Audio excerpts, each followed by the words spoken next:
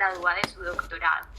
En 1923 viaja a Nueva York por primera vez a tratar de acercarse como a esas escuelas, pero no encuentra una buena acogida y se devuelve nuevamente a su país, no muy satisfecho por esa vivencia en Nueva York. En 1925 empieza a tener como crisis personales que llevan a preguntarse un montón de cosas, y en 1926 empieza su análisis personal. En 1927 se autoriza como analista y conoce a Laura. Luego en 1928 se muda a Berlín, que termina siendo parte como de toda esa historia, análisis y su total enamoramiento por intervención, se podría decir. En 1929 casa con Laura a pesar de que no estaban muy de acuerdo por la diferencia de edad y otro montón de cosas. En el 31 tienen a su primera hija. En el 34 abre el primer centro psicoanalítico en Sudáfrica. En 1935 abre su segundo hijo. En 1942 publica su primer libro. Me recuerdo cuál fue el primero, que es Yo, hambre y agresión, que también es con el que se acerca al psicoanálisis, y Freud, que era como, no sé, el papá de los pollitos, por llamarlo de alguna forma, no lo recibe tan bien, y ahí empieza como a ver ese choque entre las creencias de Peirce y las teorías de Freud. En el 46 se muda a vivir a Nueva York junto con su familia un año después. En 1950 crea el Grupo de los 7, que es donde empiezan ya a trabajar desde la Gestalt. En el 51 publica Gestalt Therapy, que es como el segundo libro y donde empieza como toda esta historia. En 1952 funda el Instituto Gestalt, y en el 56 se separa de Laura y tiene su primera como epifanía. La llama como un Santorini, que es ese darse cuenta. Dani. Y ahí en ese darse cuenta se muda a California. Dani. Y luego decide viajar por el mundo y empieza a conocer muchas técnicas. Dime. Listo. Espérate, párate ahí un momentico, vamos, yo te voy complementando un poquito Claro con que eso. sí. Bueno, chicos, aquí hay unos puntos importantes a resaltar.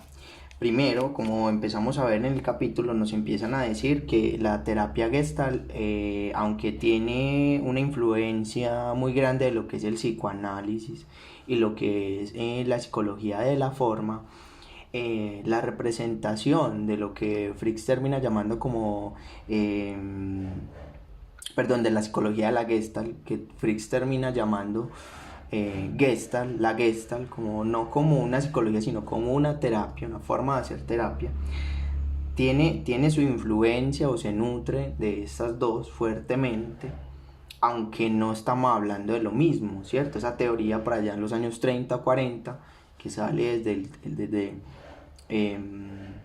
desde Alemania, ¿sí? Con Kappa, Kohler, Wertheimer, Kurt Goldstein, ¿cierto? Todos ellos tienen una influencia en Fricks con todo el aporte de lo que sería la percepción, los problemas de la percepción y esta tendencia que tiene el organismo a completar, ¿sí? Entonces hay que aclarar al principio que Gestalt tiene una influencia psicoanalítica y Fricks es considerado un neofreudiano, como los que en ese momento muchos de sus discípulos característicamente afines al psicoanálisis van migrando y postulando sus propias formas de terapia, ¿cierto? Estamos hablando de Karen Horney, de Fritz Perls, de William Reich, de Aldred, estamos hablando de Jung, ¿cierto? Todos ellos, y que van y postulan su propia concepción, ¿cierto? Muy con sus roces característicos con Freud, debido pues también a su es un individuo muy psicorrígido. Entonces eso también de alguna manera choca y roza con eso. Entonces lo primero importante resaltar, si bien hay una influencia de lo que es el psicoanálisis y lo que sería la psicología de la Gestalt, lo que luego hace lo que luego hace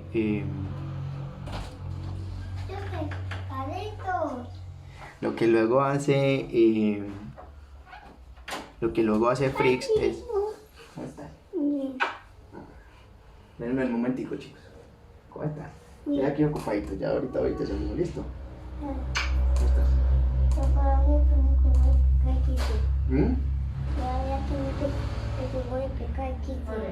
¿Que ahorita jugamos? Hágale pues. El juego de pescar quise, pero ahí no tienen barba. Ah, bueno, hágale pues. Voy jugando un ratito. Sí, vaya pues juega un ratito que yo ahorita voy, ¿listo? Pescar XD. ¿Qué? Listo, hágale pues. Bueno, listo chicos, entonces lo otro a resaltar es el asunto de como influencias en lo que luego Fricks va a conformar y en la terapia de la Gestalt, ¿cierto? Esos dos puntos son importantes a resaltar y él lo que hace es tomar metafóricamente este asunto que encuentra en su paso por esta escuela, aunque no estamos hablando de lo mismo, no, es una influencia, ¿cierto? Otra parte importante que hay que resaltar es como decía Dani, en 1906 Fricks tiene mal rendimiento académico y cuando decide retomar sus estudios en Ashkircher Gymnasium, yo no sé cómo se dirá eso pues en alemán, será su primer encuentro importante y significativo con el director de teatro Max Reinhardt. Él va a ser una influencia súper importante, súper significativa, lo vamos a ver ahí luego en la lectura, ya que toma cierto estilo, cierta esencia de lo que es Reinhardt con el uso del teatro, ¿cierto? Eso es importante resaltarlo. Lo otro es resaltar el tema de que Fricks empieza a presentar unas dificultades cardíacas, es decir, una malformación cardíaca que lo va a eximir pues como de prestar el servicio militar, pero luego va a ser lo que le cause la muerte. Yo especulaba pues con otro profe que posiblemente lo que mata a Fricks es la sífilis, ¿sí? ¿A qué me refiero? La sífilis ataca un órgano, deteriora un órgano. Entonces él muere es como de un problema en el páncreas, algo así, ahorita vamos a mirar. Pero pues obviamente de un paro, si no estoy mal, ¿cierto que sí, Dani?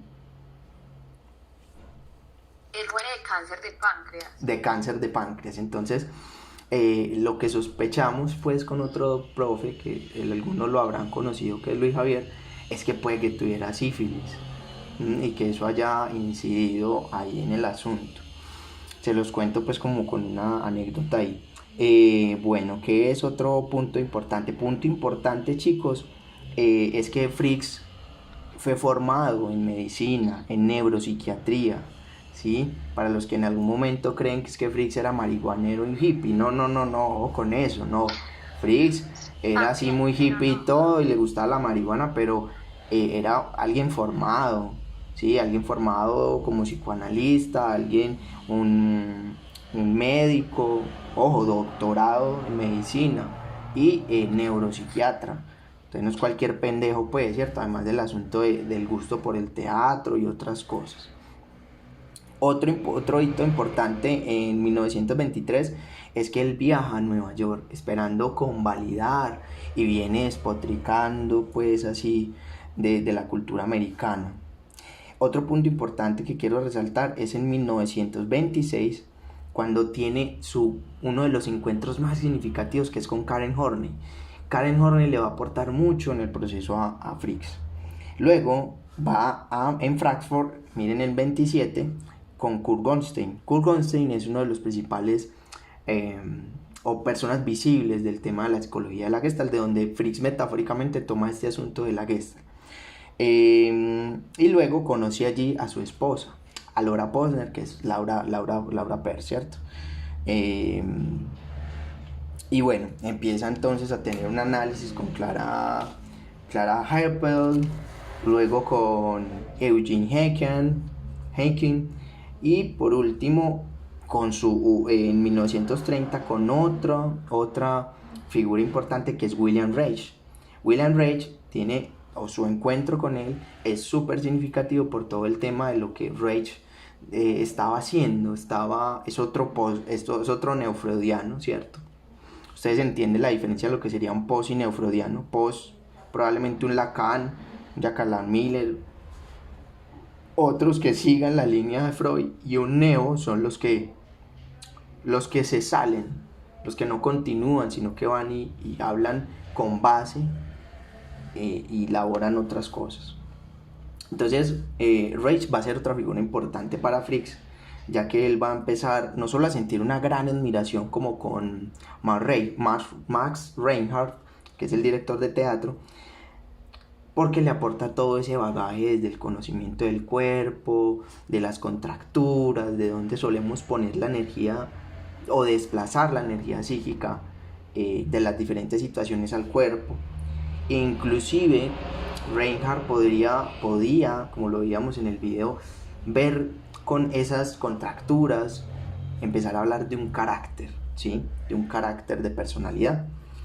Bueno, otro hito importante es en 1934, cuando en Johannesburgo, por recomendación de Karl Lander y Ernest Jones, que se vaya a Sudáfrica, ¿sí? Y allí hay un apogeo y un crecimiento muy grande de Fricks en cuanto al psicoanálisis, y lo defiende, y bueno, se esmera o se enorgullece por eso. Otro punto importante, chicos, y súper importante, en 1936, por acá lo pusieron, 34, 42, ¿no? Bueno, lo dijo Dani, creo. En el 36 es cuando va a Checoslovaquia al Congreso, y le muestra a Reich y a Freud el tema de las resistencias orales. Y por la fría acogida, que eso nunca se lo va a perdonar Fricks a Freud, decide tomar otro camino. Él va a decir que en su biografía que eso va a ser muy importante, porque es lo que a él le ayuda en esa competencia, en esa resistencia, en esa crítica, a encontrar su propio camino. Y ya en el 42 publica su primera obra, que se llama Yo, hambre y agresión. Es súper importante leer esta obra. Yo creo que cuando vamos a Gestalt es una de las primeras obras que hay que leer. Yo la tengo, yo se las compartiré. Espérenme,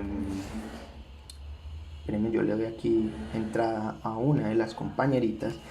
Y esto también es súper importante en el 1950, cuando Fricks pues viaja nuevamente a Norteamérica, y Karen Horney lo recibe en Nueva York. Erich Fromm, sabemos quién es Erich Fromm, ¿cierto? Clara Thompson, y lo introducen a este instituto de William Allen White. Ellos le dan la acogida, lo permiten pues como introducirse a todo el círculo psicoanalítico, pero no es bien recibido, ¿sí? Entonces él se empieza a mover más en unos ambientes contraculturales, donde conoce a Paul Goodman, a Merce Cunningham. Son nombres importantes a empezar a identificar. John Cage, y los fundadores, que luego vamos a encontrar en las influencias teatrales, por ejemplo en Fricks, en Julia Beck y Judith Malina, donde hablaban de esa magia que tenía Fricks, ese encanto de empezar a crear situaciones para destrabar al otro, ¿sí? Y ahí se constituye en 1950 el grupo de los 7, con Fricks, con Laura, Paul Goodman, Paul Waits, Elliot Shapiro, Sylvester Exman e Isadore Front. Más tarde llega Hefferland y Jane Skinner. Esos son importantes, sobre todo, tenerlos en cuenta. Paul Goodman, Hefferland, Isadore Front.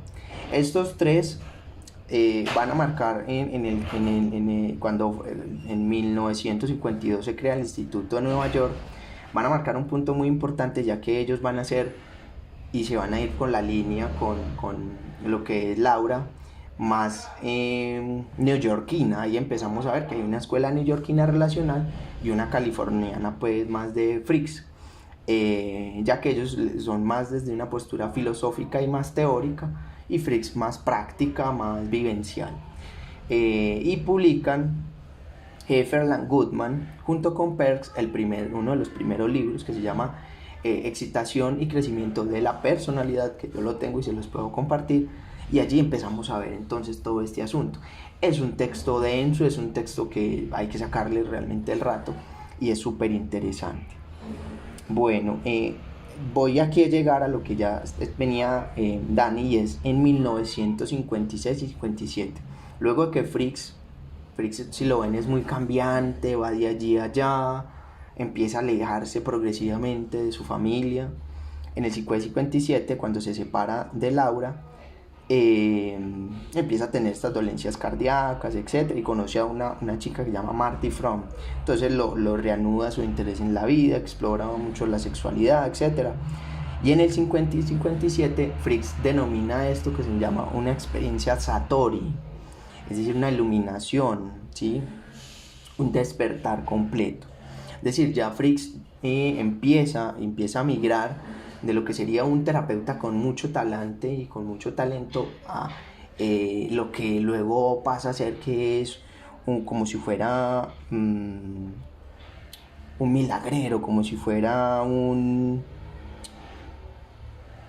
a ver, aquí lo definen como es decir, manifiesta todo su genio, ¿sí? Luego a los años de sus experiencias con LSD, de su estancia en Israel, en Japón, su estancia con el maestro Sem, todo eso va despertando ese gran terapeuta. Vale aclarar que, digamos, característico de los psicólogos humanistas, por lo menos de las principales corrientes o las principales cabezas, eran muy buenos terapeutas, muy buenos terapeutas. Buen terapeuta Rogers, buen terapeuta Fricks, buen terapeuta Frank. Los otros eran buenos teóricos y tenían puntos de encuentro. Por ejemplo, Freud fue un gran teórico, no tan buen terapeuta, ¿cierto? ¿Sí? Listo, bueno. ¿Alguien tiene algo que aportar? Cedo el control de nuevo en mi neurosis a Dani. Continúa, dale, mover en tú y Estefa el espacio, ya yo me callo.